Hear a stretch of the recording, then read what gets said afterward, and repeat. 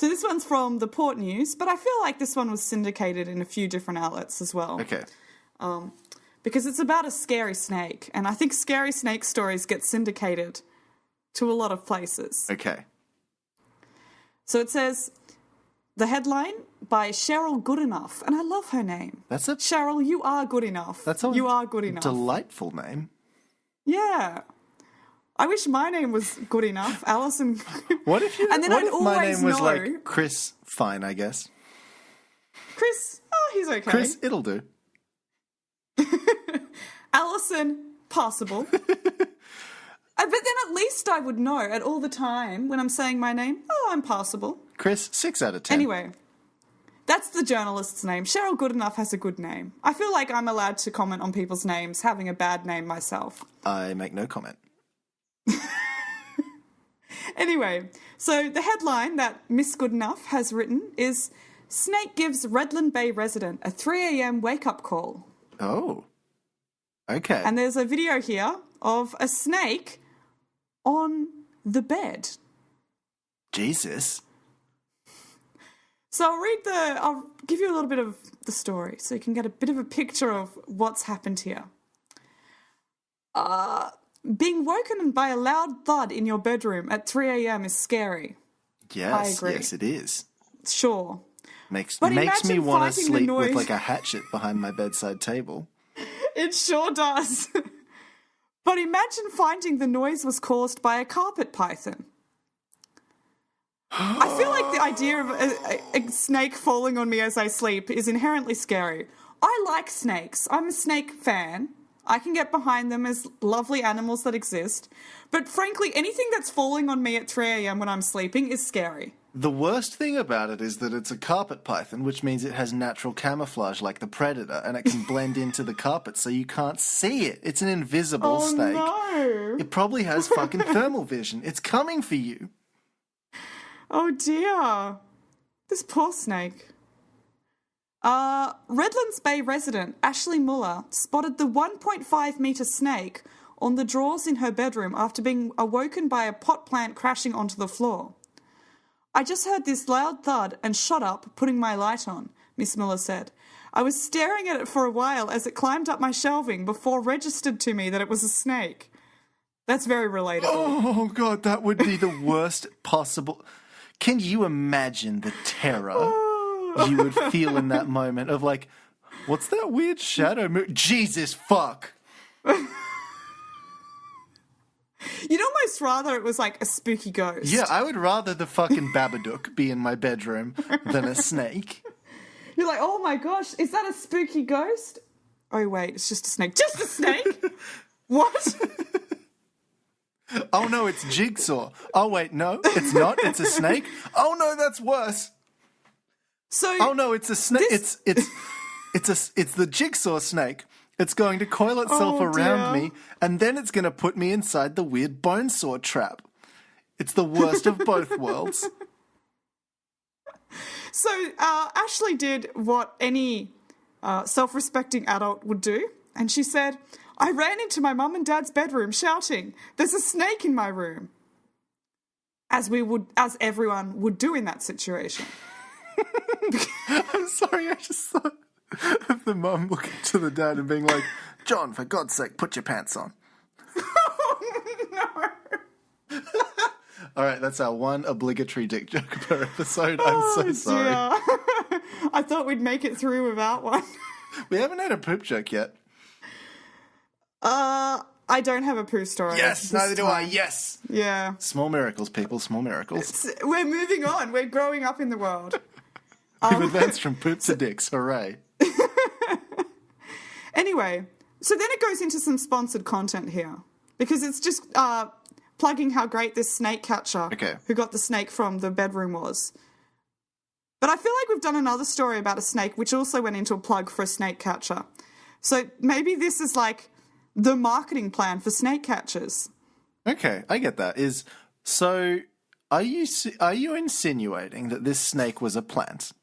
That this snake catcher kind of snuck up behind this person's house, and just chucked a snake in through the window. Opened it, like they have their like pet, their snake familiar on their shoulder, They whispered to it, "Go, Jason, do your work."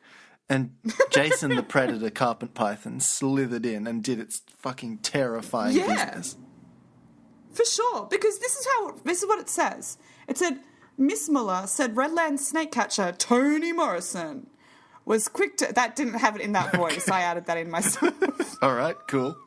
You do quick to answer...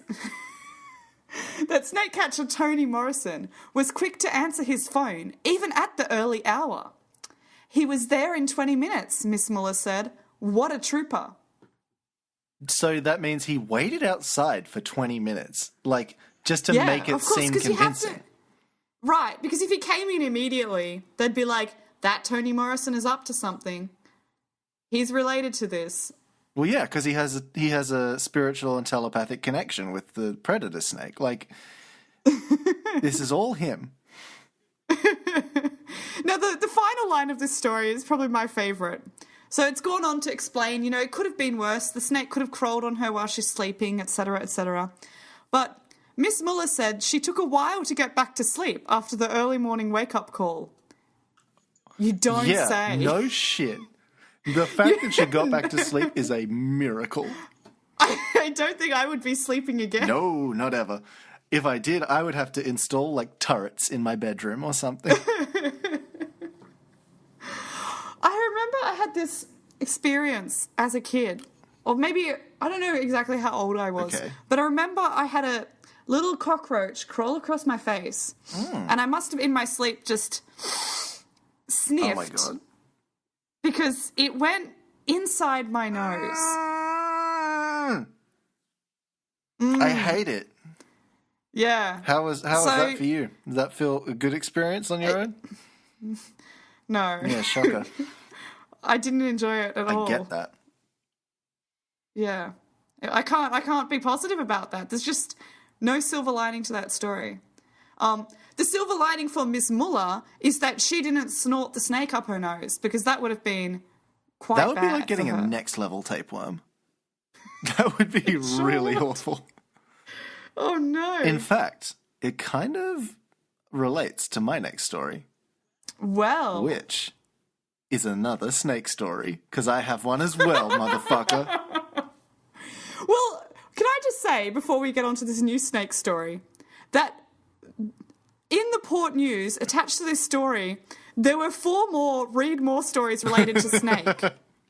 So it's got Snake Leapt at Me, Udguru MP Mark Robson, video of snake found at childcare centre, snake catcher nabs a red-bellied beauty, Kapalaba's feisty carpet pythons in a tussle.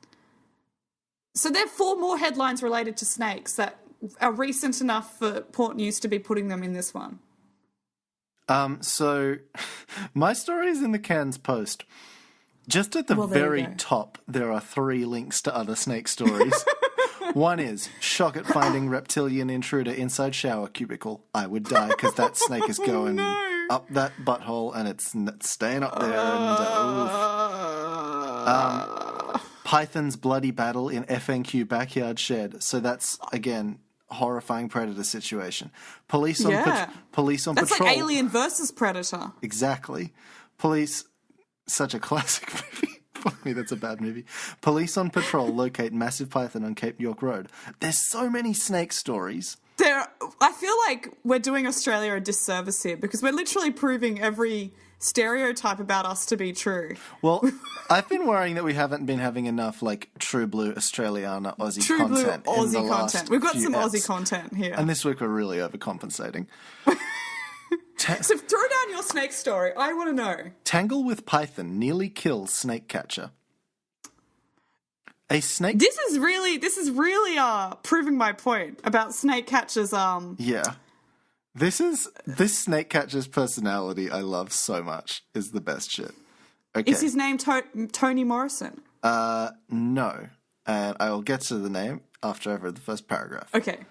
I'm into Respect this high-quality Cairns Post journalism. I will.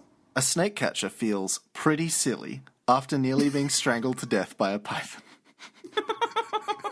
That's a pretty silly thing. Just feel darn hootin' it nearly got murdered by a python. Oh, dang.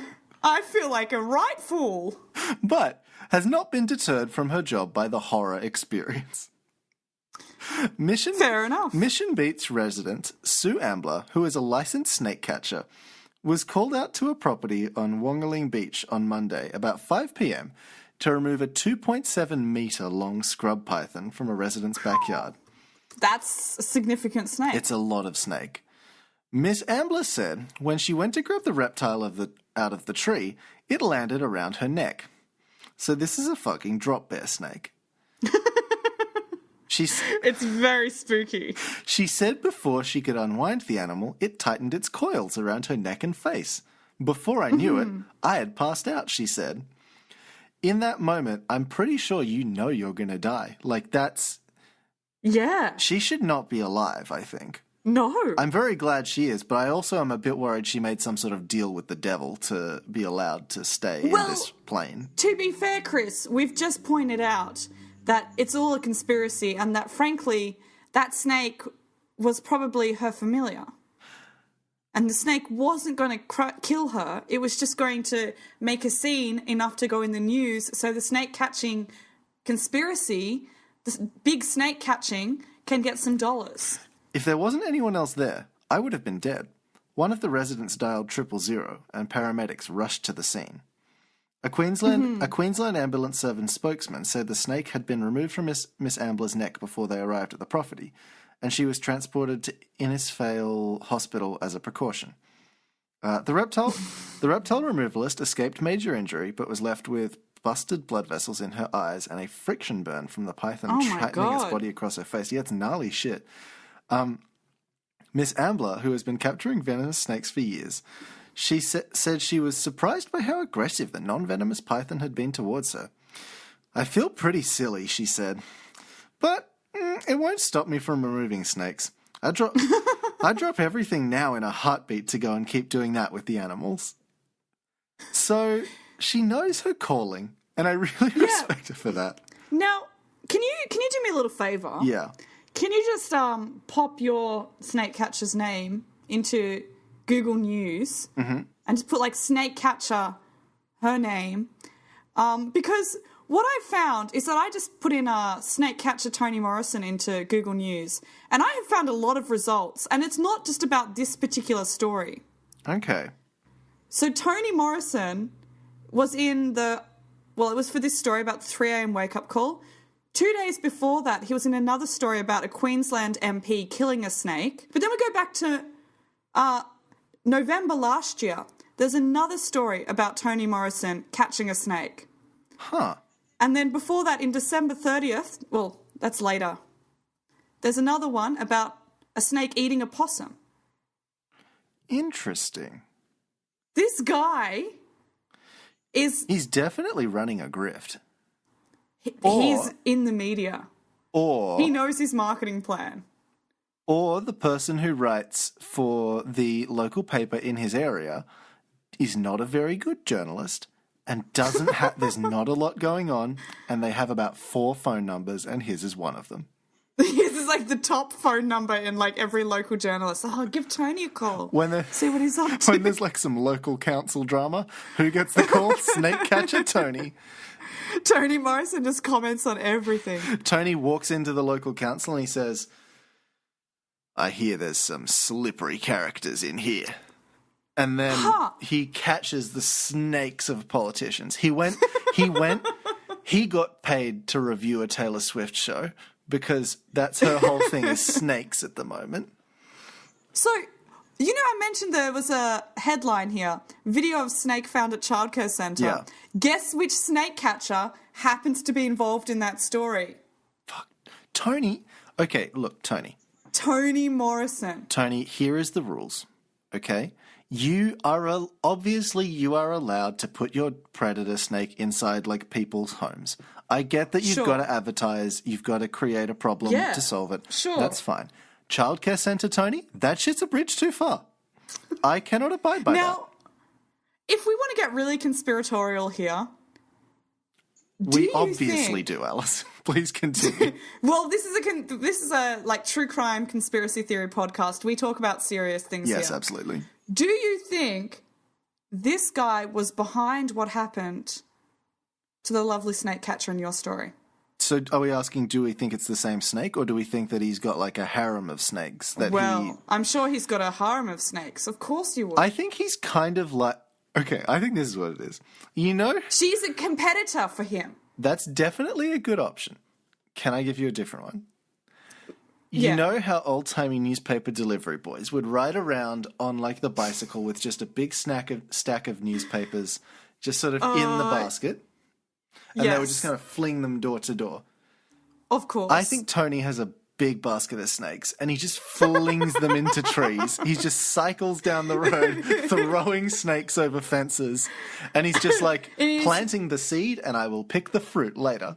So this is the outfit he's wearing. He's wearing like blue kind of schoolboy shorts with like a pinstriped white button-up short sleeve shirt and some like suspenders and a blue newsboy cap. Can I put it out there that a newspaper is a very conveniently shaped object to fit a snake inside? My gosh. Right? You've busted this right Tony. open. This snake tail. Tony, we're fucking coming for you. We're coming for you. Tony Morrison. We're going to throw By the way, snake-filled newspapers just so you know, at your house. If anyone has a snake in your house, give Tony a call. I hear from the media that he is very good and he comes within 20 minutes. He comes within 20 minutes, and he does spend 15 of those minutes outside your house having a smoko break because he's already there because he put the snake inside.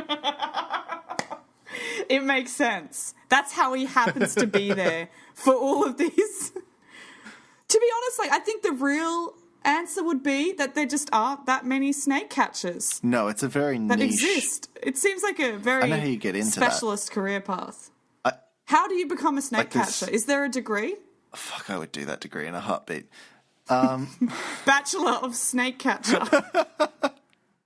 I got confused for a second, and I thought you were talking about the TV show, and it was one man or woman who is a snake catcher trying to like try out for their snake familiar, and there's like 20 snakes, and they have to date these 20 snakes, and that could be a show. Send 2 or 3 snakes home a week. I think you've just created a new television show. I'm a pitch to Channel 10 after this.